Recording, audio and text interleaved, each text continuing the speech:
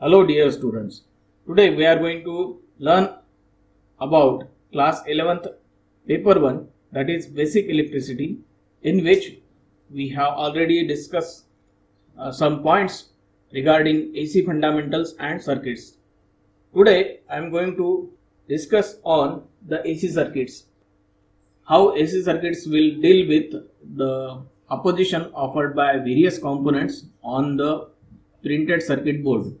Students, you might have seen many circuits consisting of many components on a circuit board. The components like diode, transistor, resistors, then capacitor, transformer, chokes, filter capacitor, some ceramic capacitors, some electrolytic capacitors, and so on, and many components consisting on the board. Now all these circuit devices will offer some opposition. Now these oppositions are mainly classified into three types. One is resistance, then reactance offered by inductance, and reactance offered by capacitance. So these are the main three oppositions offered by the circuit components. And this opposition, how they behave with AC, this is our point to discuss here today. While considering the opposition, the phase angles are also very important. We have already discussed how phasor diagrams are produced for AC circuits. Now in this topic, we will analyze how sine wave AC circuits that have resistance, capacitive and inductive reactance. The total opposition in the AC circuit comprising of all these three oppositions is called as impedance.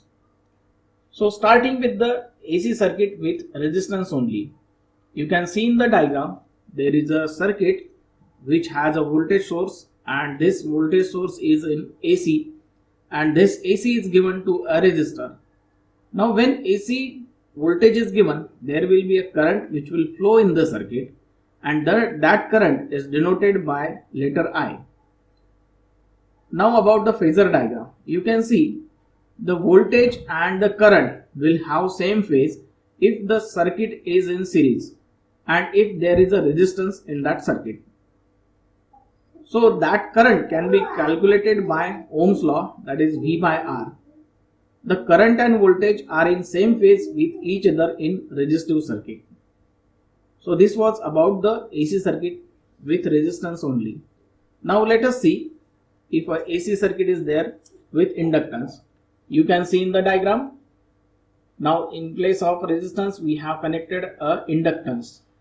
The opposition offered by the inductance is called as inductive reactance. Inductance is a characteristics that oppose any changes in the current.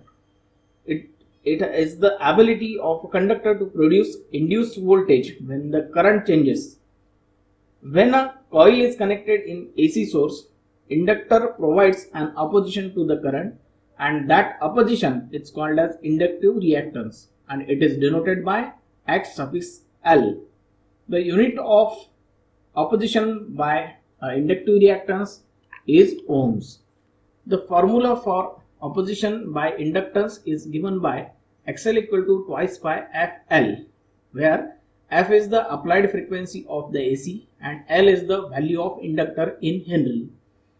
Now regarding the phasor diagram, you can see here, as I have already told you, that when there is a AC current which will flow in the inductance, there will be a voltage which is induced inside it, and let that voltage induced is denoted by letter E. Now the current in the circuit will lead by 90 degree. That is why E and I, they will have phase angle of 90 degree. So phase difference between the induced voltage and the current will be 90 degree, where the current will lead and the induced voltage will lag by 90 degree. Now what about the voltage? Now the applied voltage will lead the current by 90 degree. So you can see that the applied voltage and the induced voltage will have a total phase difference of 180 degree. So we can say that the applied voltage and induced voltage are opposite to each other. In purely inductive circuit, the applied voltage V leads the current by 90 degree, but applied voltage and induced voltage will be 180 out of phase. But if an inductor is connected to DC source, as the frequency for DC is always 0, the opposition offered by the inductor will be 0. So conductor will act as a simple conductor or a short circuit for DC. But in AC circuits, the opposition offered by the inductance is directly proportional to the frequency and the value of inductance.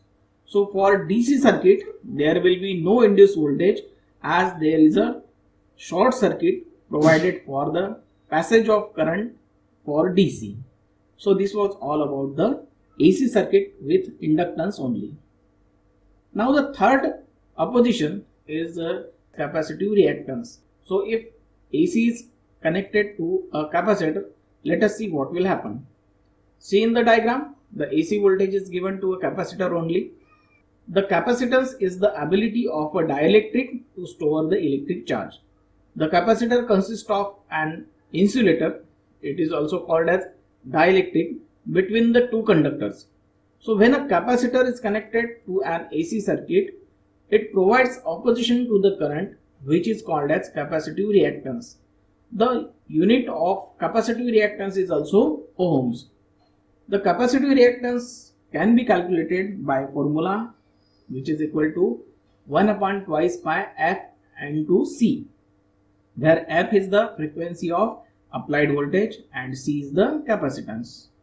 So if you want to calculate the opposition current, that can be calculated by voltage by opposition from the capacitor. Depending on the frequency and capacitance, the opposition offered by the capacitance can have any value from 0 to infinity ohms. In DC circuit, Xc is infinite, thus capacitor act as an open circuit for DC. Now let us take a look at the phasor diagram. Here the voltage lags the current by 90 degree. In other words, we can say that the current I will lead the applied voltage by 90 degree. So this was about the phasor diagram. Now if number of capacitors are connected in series, the total capacitive reactance can be given by adding individual capacitive reactance of all capacitors, and its unit will be ohm.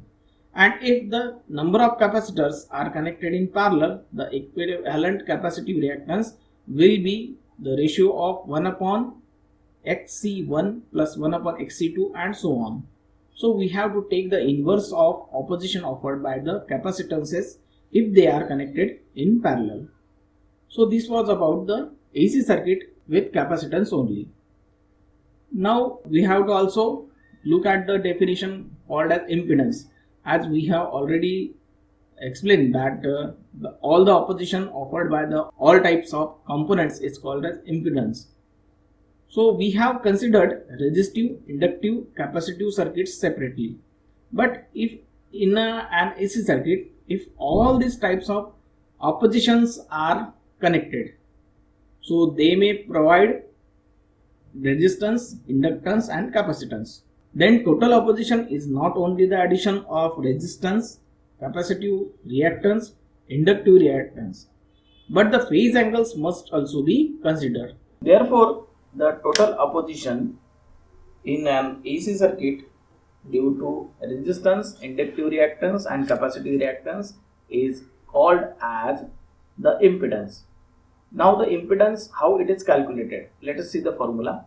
As we know that the capacitive reactance and the inductive reactance are opposite to each other by 180 phase difference, and the inductive reactance lead the capacitive reactance by 180. So that is why the inductive reactance has taken positive polarity and capacitive reactance has negative polarity. Combinedly, these two reactances can be calculated as X equal to XL minus XC. Now about the all impedances including resistance. The formula will be derived like this: square root of R square, that is resistance square, plus X square. Now this X is the total reactance due to inductive reactance and capacitive reactance. So impedance can be calculated by Ohm's law, that is V by I. So unit of this impedance is ohms. So impedance is the all opposition in the circuit due to resistance, capacitor and the inductance.